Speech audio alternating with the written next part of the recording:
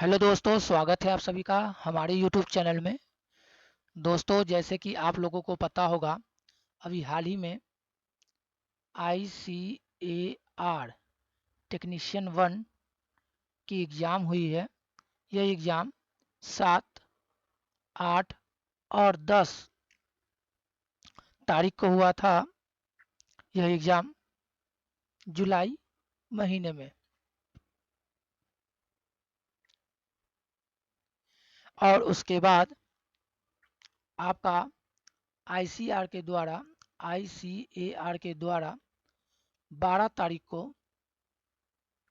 एक notice publish किया गया, जिसमें बताया गया कि आपकी आंसर की 13 तारीख को सुबह 10 बजे से लेके 15 तारीख रात 11:55 तक आप अपने आंसर की को देख सकते हैं और साथ ही ऑब्जेक्शन डाल सकते हैं। यह बात की जानकारी इस नोटिस में किया गया था और आप लोगों ने सावधानी पूर्वक अपने आंसर की को मिलाया भी होगा और जिस प्रश्न में त्रुटि था उसमें आप लोगों ने ऑब्जेक्शन भी किया होगा। लेकिन दोस्तों, अब बात यहाँ पर ये रहा कि बहुत सारे स्टूडेंट में असमंजस की स्थिति बनी हुई है। स्टूडेंट का कहना क्या है? स्टूडेंट का कहना है कि सर, क्या ये जो रिजल्ट आएगी, ये CBT 1 की रिजल्ट के बाद डायरेक्ट DV की रिजल्ट होगी, या CBT 1 के बाद CBT 2 कंडक्ट करवाने के लिए लोगों को शॉर्टलिस्ट किया जाएगा। शॉर्टलिस्ट किया जाएगा। तो दोस्तों, इस बात की जानकारी मुझे भी नहीं है कि ये जो CBT 1 का एग्ज़ाम हुआ है, इसके बाद CBT 2 लिया जाएगा या नहीं। बट हम इतना कहे हैं अपने वीडियो में कि ICAR ने जब रिजल्ट को कैंसिल किया था, तब एक नोटिस पब्लिश किया था उन्होंने।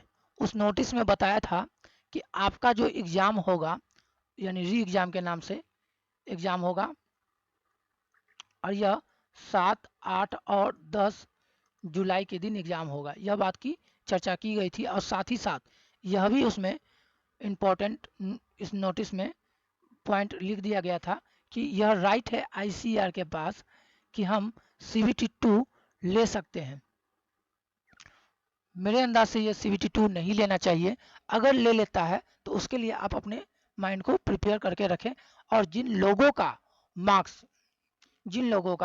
मार्क्स अगर कम है तो वो लोग घबराए नहीं, वो लोग वेट करें, क्योंकि अभी आपके पास कुछ नहीं है इसके अलावा, वेट करने के अलावा और आपके पास कोई चारा नहीं है। इसलिए आप लोग वेट कीजिए और वेट करने के बाद देखिए क्या यह जो रिजल्ट आया है CBT 1 के बाद DV का है या CBT 2 का है। तो ये चीज़ के लिए आपको वेट करना पड़ेगा, क्योंकि जब तक ऑफिशियली नोटिस नहीं आ जाए तब तक हम यह बात को नहीं कर सकते हैं कि जो आपका एग्ज़ाम होगा कि नहीं होगा, CBT 2 का एग्ज़ाम होगा कि नहीं होगा, यह बात की हम जानकारी पूर्ण रूप से नहीं दे सकते अभी। लेकिन हाँ, यह बात हम ज़रूर कहेंगे कि अगर उनको CBT 2 नहीं लेना था तो इस बात की चर्चा वो अपने नोटिस में नहीं करते, लेकिन उन्होंने किया है। तो मुझे कहीं ना कहीं शक है, बट ऐसा होना नहीं चाहिए, क्योंकि स्टूडेंट के साथ ये नाइंसाफ़ी हो जाएगी। क्योंकि उतना मेहनत करने के बाद एक तो एग्ज़ाम आप लोगों ने कैंसिल कर दिया, जिनका रिजल्ट हुआ था, जिसमें मेरा भी रिजल्ट हुआ था।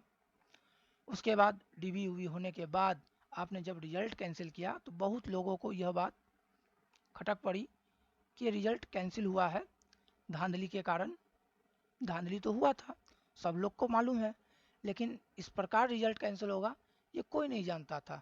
लेकिन आपसे हम यही कहेंगे कि आप लोग जिनका भी मार्क्स कम है, बस वो वेट कीजिए, क्योंकि आपके पास वेट करने के अलावा और कुछ नहीं है।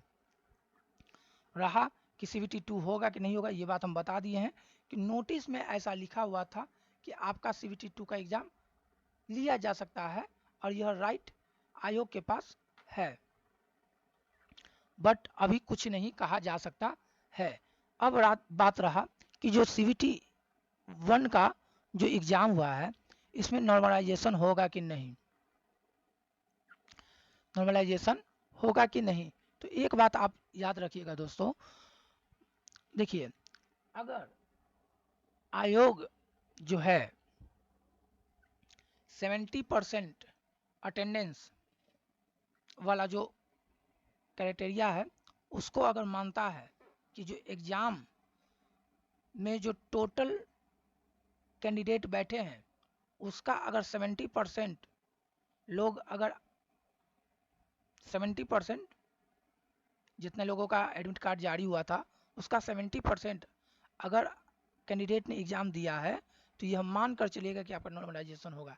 लेकिन वैसे भी हम आपको कह रहे हैं नॉर्मलाइजेशन तो होना ही चाहिए, क्योंकि बहुत सारे डिफरेंट शिफ्टों में एग्ज़ाम हुआ। दूसरी बात है कि डिफरेंट क्वेश्चन होने के कारण किसी में हार्ड, किसी में इजी शिफ्ट, किसी में मॉडरेट शिफ्ट पकड़ाया था, तो इस कारण नॉर्मलाइजेशन तो होना चाहिए था।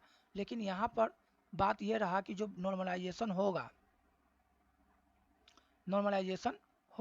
तो इसमें मार्क्स कितने बढ़ेंगे, ये बात रहा कि इसमें मार्क्स कितने तक बढ़ सकते हैं। तो आप ध्यान दीजिए दोस्तों यहाँ पर कि आपकी जो मार्क्स है, पिछले बार तो किसी किसी का 15 नंबर, किसी किसी का 20 नंबर, किसी किसी का 25 नंबर, किसी किसी का 30 नंबर तक भी बढ़ा है। मेरा खुद 15 नंबर बढ़ा था पिछले बार, तो इसलिए हमको ये बात याद है, क्योंकि मैंने जब DB में गया था तो बहुत सारे लड़के मिले जिनका 25, किसी का 30, किसी का 20 नंबर मार्क्स बढ़ा हुआ था। तो उस हिसाब से उनका कटअप में लिस्ट में नाम आया और वो DB देने गए थे। तो इसलिए हम कह सकते हैं इस बार तो पिछला बार जो एग्ज़ाम हुआ था CVT 1 का, उससे पेपर थोड़ा सा सही आया था। क्या आया था? थोड़ा सा सही आया था, और इसमें जो है टफ आया था, ठीक ना। लेकिन CVT 2 में हम कह सकते हैं मॉडरेट पेपर इस बार आया था। मॉडरेट पेपर आने के कारण हम ये बात कह सकते हैं कि इस बार जो नॉर्मलाइजेशन होगा,